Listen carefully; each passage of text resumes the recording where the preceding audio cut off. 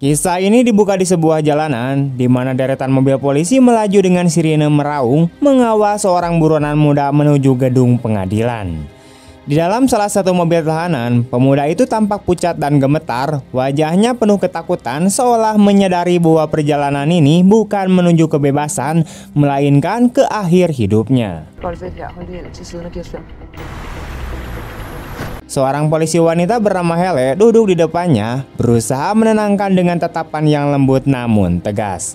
Dalam hatinya, Hele berjanji akan memastikan keselamatan anak itu sampai sidang selesai, meski ia sendiri tidak benar-benar yakin bisa menepatinya.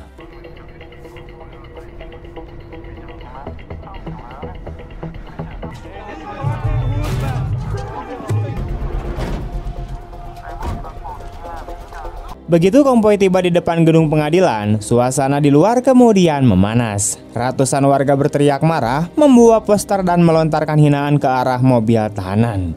Mereka menuduh pemuda itu sebagai penjahat kejam yang pantas mati. Polisi berusaha keras menahan massa yang semakin beringas, namun tiba-tiba sebuah tembakan terdengar memecah udara. Peluru melesat menembus kaca dan mengenai kepala si pemuda.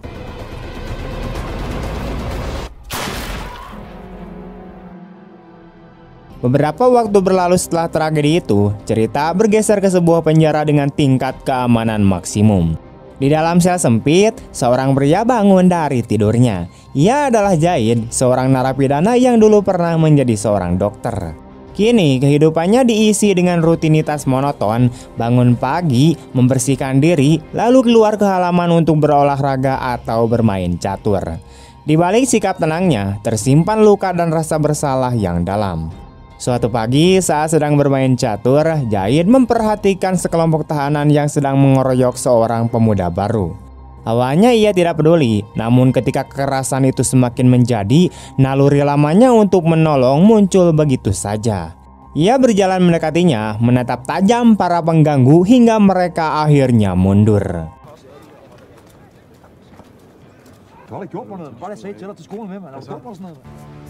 Setelah itu, ia mengajak pemuda yang disiksa itu untuk duduk bersamanya. Dengan nada tenang, ia menasihatinya agar belajar mengikuti aturan di penjara, karena di tempat ini, satu kesalahan kecil saja bisa berakibat fatal. Saat pemuda itu mencoba berbicara tentang kehidupan di luar, Zaid memilih diam membiarkan waktu berjalan tanpa menjawab.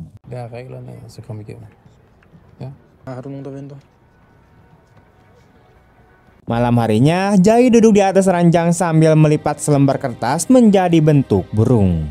Di meja kecilnya tergeletak foto seorang anak laki-laki bernama Noah. Tatapannya penuh kerinduan dan penyesalan. Ia tahu di luar sana ada kehidupan yang dulu ia miliki, tapi kini hanya bisa ia bayangkan. Tidak lama kemudian, seorang sipir datang memberitahu bahwa ada pengunjung yang ingin menemuinya. Zaid mengira itu adalah ayahnya, namun ternyata yang datang adalah Hele, polisi wanita yang sempat ia lihat di berita karena insiden penembakan di pengadilan. Hele datang dengan tujuan jelas. Ia ingin mencari seseorang bernama Muter, pemimpin geng kriminal yang selama ini merekrut anak-anak muda untuk melakukan aksi brutal di jalanan. Ia menjelaskan bahwa Zaid memiliki kemampuan dan latar belakang yang bisa membantunya menyusup ke dalam kelompok itu. Så vidt jeg husker, har du dræbt 3 mennesker? Har du lyst til at komme ud? Jeg vil have, at du infiltrerer banden herindefra. Så bliver du løsladt. Jika ia berhasil, polisi akan memberikan pembebasan bersyarat dan menghapus sebagian catatan kejahatannya. Namun Zaid tidak langsung menjawab. Dalam pikirannya, ia masih teringat pada peristiwa penembakan yang dilakukan di depan pengadilan, peristiwa yang juga merenggut nyawa seseorang yang seharusnya dilindungi oleh Hele. Ia dapat melihat rasa bersalah yang masih tertinggal di wajah wanita itu, dan entah mengapa bagian dari dirinya merasa terikat dengan kesedihan yang sama. Hele terus berusaha meyakinkannya agar mau menerima misi berbahaya itu. Ia mengingatkan bahwa Zaid masih memiliki seseorang di luar sana, seorang anak yang pasti merindukannya. Namun Zaid hanya diam. Ia berdiri meninggalkan ruangan tanpa mengucapkan sepatah kata pun.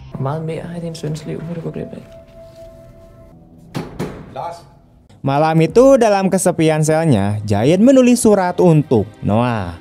Di dalamnya ia menuliskan ucapan selamat ulang tahun dan harapan agar suatu hari anaknya bisa memaafkan segala kesalahan yang pernah ia lakukan. Tapi setelah selesai menulis, ia tidak punya keberanian untuk mengirimkannya. Ia hanya melihat surat itu perlahan, menatapnya beberapa saat lalu meletakkannya di bawah bantal. Ketika malam semakin larut, pintu selnya terbuka. Dua sipir datang dan kemudian membangunkannya. Tanpa memberikan penjelasan, mereka memintanya untuk ikut. Jahid digiring melewati lorong panjang dan dingin menuju sebuah area lain di penjara. Saat pintu baru terbuka, ia langsung tahu ada sesuatu yang tidak biasa. Suasananya lebih keras, lebih gelap, dan penuh dengan wajah-wajah berbahaya. Ia telah dipindahkan ke sel para gangster. Di dalam ruangan, matanya tertuju pada sebuah benda di atas meja, burung kertas yang ia buat sendiri beberapa hari sebelumnya. Saat melihatnya, ia langsung mengerti. Hele telah memulai rencana itu. Kini ia menjadi bagian dari misi beresiko tinggi yang bisa memberinya kebebasan, tetapi juga bisa mengakhiri hidupnya kapan saja. Keesokan paginya, ia berusaha menyesuaikan diri di sel barunya. Tapi ketegangan tidak butuh waktu lama untuk datang. Beberapa tahanan masuk dan mulai mengacak barang-barangnya. Salah satu dari mereka mengambil foto anaknya dan menertawakannya, membuat amarah Jahid memuncak. Tanpa berpikir panjang, ia memukul salah satu dari mereka hingga terjatuh. Pertarungan singkat pun terjadi sebelum akhirnya kelompok itu pergi dengan ejekan kasar. Setelah semua reda, Jahid duduk kembali di ranjangnya, menatap foto Noah yang kini robek di sudut. Malamnya ia mencoba menelepon anaknya untuk sekadar mengucapkan selamat ulang tahun, tapi panggilannya tidak dijawab. Hanya suara nada sambung yang terus berulang membuat rasa rindunya terasa semakin berat. Keesokan paginya, Hele datang kembali ke penjara. Jahid akhirnya memutuskan untuk menerima tawaran yang sebelumnya ia tolak. Ia sadar satu-satunya jalan untuk menebus masa lalunya adalah dengan keluar dari tempat itu dan kembali menjadi seseorang yang berarti bagi anaknya. Hele terlihat lega, lalu memperlihatkan surat pembebasan bersyarat yang sudah disiapkannya.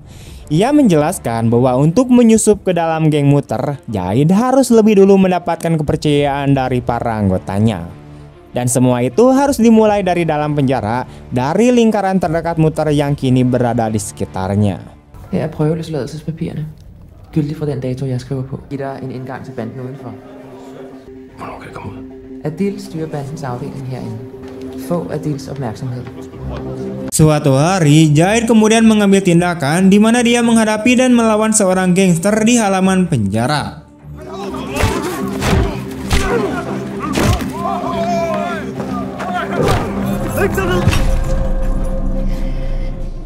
Keesokan harinya, ia kemudian diminta untuk bertemu dengan seseorang bernama Adil. Jahid dan Adil mendiskusikan apa yang terjadi sehari sebelumnya ketika Jahid terlibat perkelahian. Dia menyadari bahwa Adil memiliki pengaruh di penjara, tetapi dia menyebutnya memiliki hubungan baik dengan beberapa penjaga dan mereka memutuskan untuk bekerja sama. Jahid menerima perintah untuk menghadapi seorang pemuda dari daerah tersebut, yaitu anak dari seorang pelacur yang ditahan di sel 157. Jahid kemudian berjalan bersama Adil dan kelompoknya untuk menemui pemuda tersebut di sel 157. Yang mengejutkannya, pemuda itu adalah pemuda yang sama yang pernah bermain catur dengannya tempo hari. Setelah itu, ia pun dibebaskan dari penjara. Ia pergi ke sebuah gedung tinggi dan bertanya kepada seorang pemuda bernama Didi tentang arah ke lantai 23. Gedung ini adalah tempat tinggal Jahid. Setelah menghirup udara segar di balkonnya, dia pun kemudian pergi ke sebuah pameran dan bertemu dengan Steen yang bekerja di sana. Jahid mengucapkan selamat atas kehamilannya.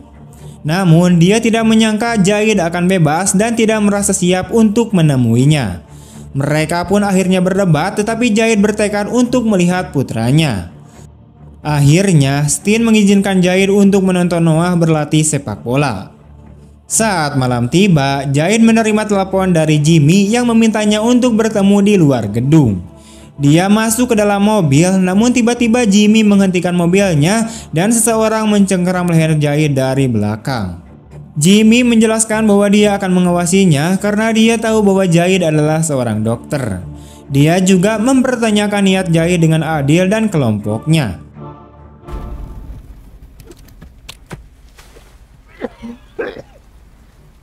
Setelah pertemuan ini, Jahid kemudian diturunkan di tengah jalan. Keesokan harinya, Jahid kemudian bertemu dengan Hele di sebuah pameran. Dia memberitahu Hele tentang Jimmy yang akan terus mengawasinya. Hele memberikan Jahid mikrofon dan perangkat GPS untuk mengumpulkan informasi tentang Muter. Dia meyakinkan Jahid bahwa hanya mereka yang tahu tentang rencana ini dan polisi akan percaya bahwa Jahid adalah bagian dari gangster tersebut. Saat malam tiba, Jimmy kemudian menjemput Jahid dan membawanya ke sebuah lokasi. Sebelum memasuki kamar, Jimmy memeriksa barang-barang Jahid. Di dalam ruangan ada Muter dan kelompoknya. Jahid diperintahkan untuk melakukan operasi pada orang yang terluka. Dia meminta semua orang untuk meninggalkan ruangan agar operasi berjalan dengan tenang. Jimmy. Hal itu membuat Jimmy tidak senang dengan hal ini. Tetapi Muter memerintahkan anak buahnya untuk keluar sesuai permintaan. Namun Muter ingin tetap berada di dalam ruangan karena orang yang terluka itu adalah saudaranya bernama Nasar. Sampai akhirnya Jahid pun berhasil mengeluarkan peluru dari paru-paru Nasar. Keesokan paginya, Jahid mengunjungi rumah Stin yang merupakan mantan istrinya dengan harapan bisa bertemu dengan sang anak. Sayangnya, Noah tidak mengenalinya dan meskipun begitu, Jahid tetap berharap. Ia kemudian disambut sebagai tamu oleh Noah dan Jahid mengajaknya bermain di kamar. Det her, det hedder et stetoskop, hvor de der dutter peges lidt ud af.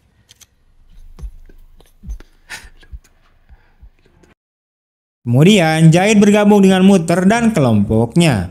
Mereka melacak orang yang telah melukai Nasar dan kemudian mereka pergi ke markas mereka. Jahid terkejut menemukan Didi di sana yang kebetulan adalah tetangganya. Jahid dengan hati-hati mendekatinya dan mengetahui bahwa Didi adalah mata-mata yang bekerja untuk Muter, yaitu mengawasi apartemen Jahid. Jahid ditugaskan untuk mengambil barang di pelabuhan. Sebelum berangkat, ia memasang alat pelacak di mobil Muter dan ketika mereka sampai di pelabuhan, Jimmy memerintahkan Jahid untuk menyelesaikan tugasnya dengan benar dan tidak mengacaukan segalanya. Barang-barang yang seharusnya diserahkan kepada Muter dicuri oleh anak buah Boba yang juga telah melukai Nasar. Jahid pergi ke camp Boba untuk mengambil barang tersebut. Awalnya Boba enggan menyerahkannya, namun Jahid berhasil mengambilnya kembali.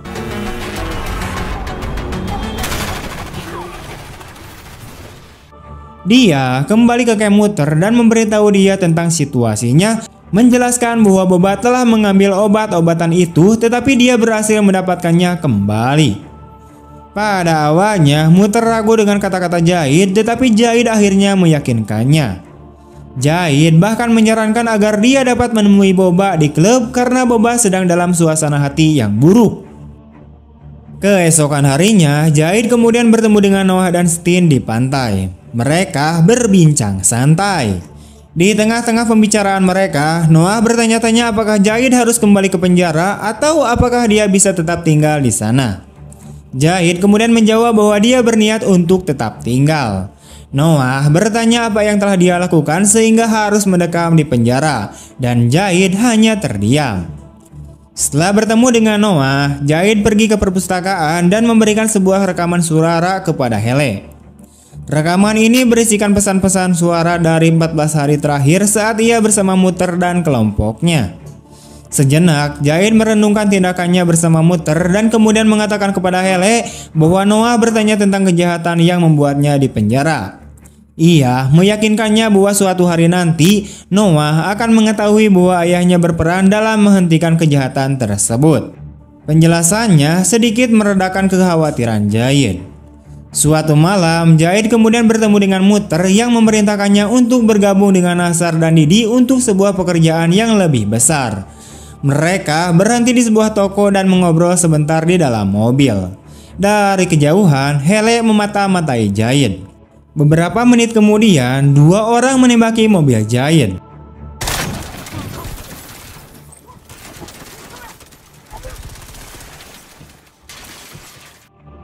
Beruntung Jahid dan Didi berhasil melarikan diri, tetapi Nasar kehilangan nyawanya. Mereka bergegas masuk ke toko yang mereka kunjungi sebelumnya dan 2 orang gangster mengikuti mereka. Hele pun datang untuk membantu Jahid yang memutuskan untuk membiarkan Didi meninggalkan toko dan dia masuk kembali untuk menghabisi para gangster. Yang mengejutkan, dia menemukan Hele di dalam. Ketika mereka sedang berbicara, Didi melihat mereka tetapi berpura-pura tidak menyadarinya. Kemudian Jahid dan Didi kembali ke camp Muter dan Jahid mendengar salah satu anak buah Muter menyebutkan sebuah GPS yang terpasang di mobil Muter. Mereka merasakan ada yang tidak beres saat mendengar polisi mendekati tempat kejadian. Muter mencegah Jahid pergi, mengajaknya ke sebuah bangunan berbentuk garasi. Di dalam, Muter menyiksa seorang pria bernama Rasin yang mencurigai dia mungkin telah berbicara dengan Boba tentang pengiriman narkoboy. Har du sagt til Boba? Jeg har ikke sagt det. Mutter!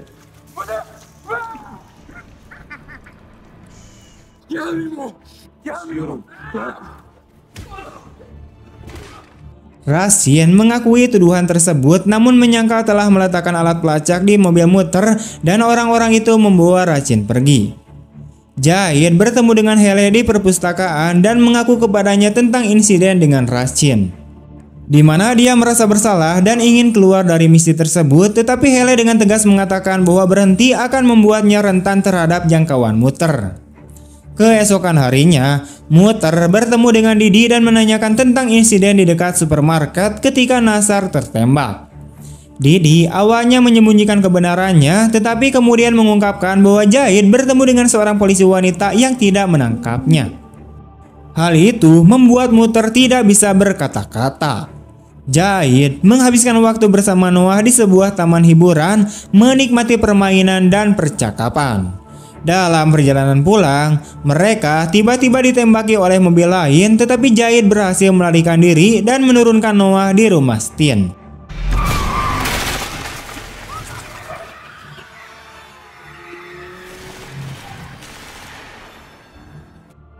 Dia meminta Noah untuk mengingat bahwa dia mencintainya, lalu memeluk dan menciumnya. Sekembalinya ke apartemennya, Jahid mendapati apartemennya berantakan dan foto Noah menghilang. Dia menyadari bahwa ini adalah perbuatan Muter dan memberitahu Hele. Namun anak buah Muter menangkapnya tak lama kemudian.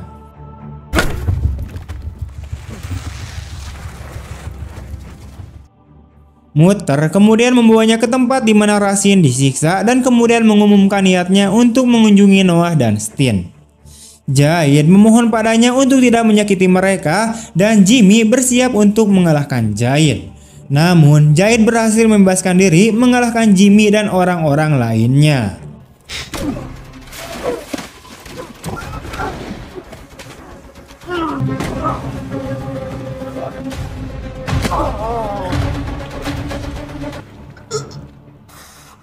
Setelah itu, dia kemudian pergi ke markas Muter bertekad untuk menghadapinya, tetapi pertama-tama dia harus menghadapi anak buah Muter.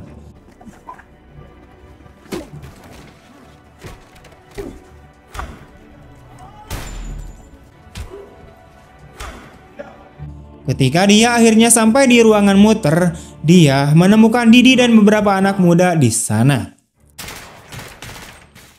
Muter menembak kaki Jahid dan tanpa diduga, Didi berbalik menyerang Muter dan mengarahkan pistol ke arahnya.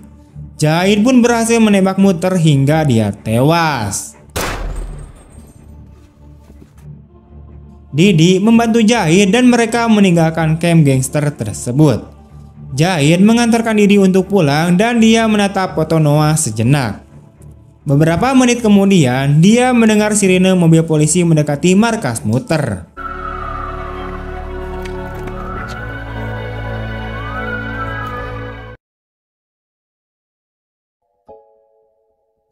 Oke, sekian dulu untuk video hari ini. Bagaimana tanggapan kalian tentang film ini? Jangan lupa tulis di kolom komentar. Dan jika kalian punya rekomendasi film tentang apa selanjutnya yang mau kita bahas, jangan lupa tinggalkan juga komentar di bawah kolom komentar ya.